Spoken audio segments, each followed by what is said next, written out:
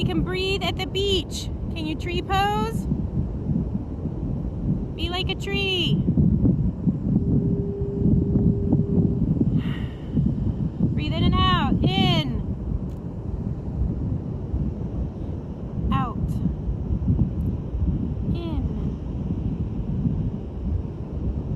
Out. Switch. In. Out. I can feel the sand under my foot, and I'm really having to focus on my balance, especially when I move my arms. Do you notice when you try to balance and when you move your body, you kind of have to listen to what you're standing on and focus. Another good reason to breathe.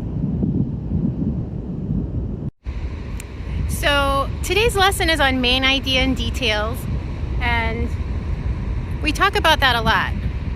For instance, I'm here at the beach. If I was going to write about the beach is really big. There are lots of things that I could write about.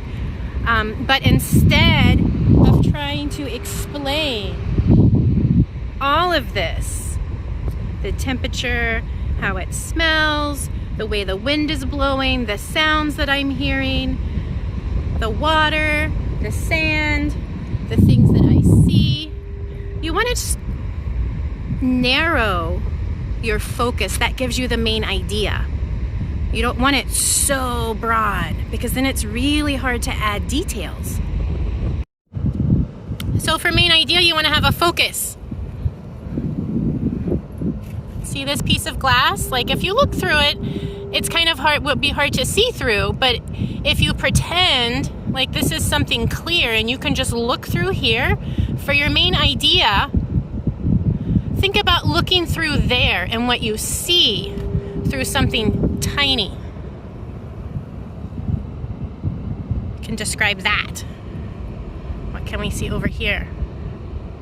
Somewhere there's a person.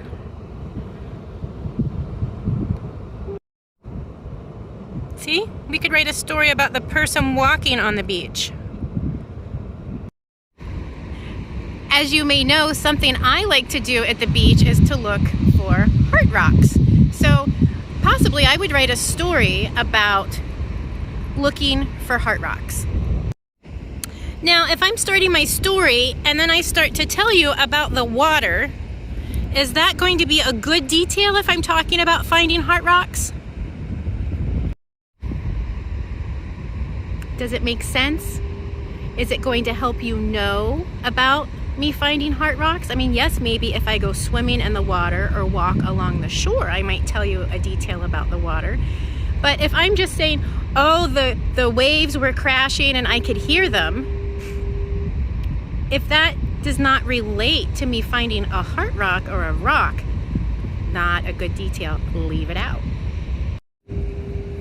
What if I saw a boat in the water on my way out here? Would that be a good detail to add about heart rocks?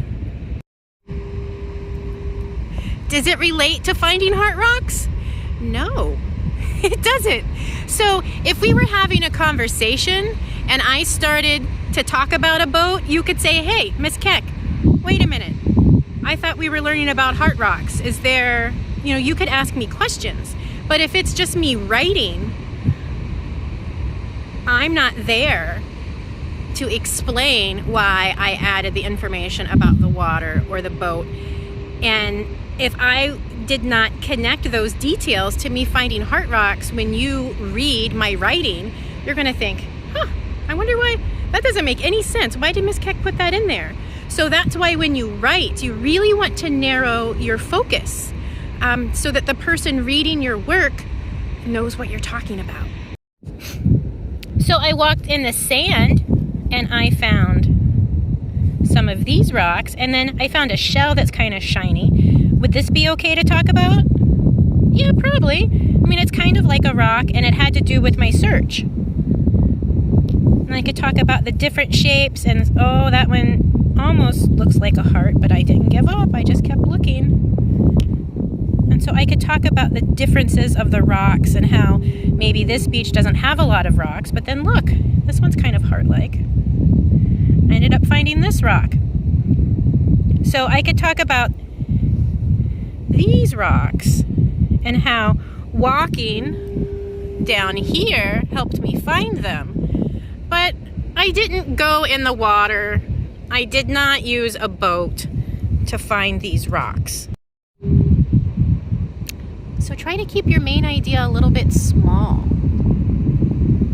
and pretend like you're looking through so that you can see the details that you want to bring so that your reader knows what you're talking about, because it makes your writing more fun and it makes you a better communicator. So I hope you all have a wonderful day. I look forward to reading your work on main idea and details. Have a great day. Remember to smile like you mean it. Be kind.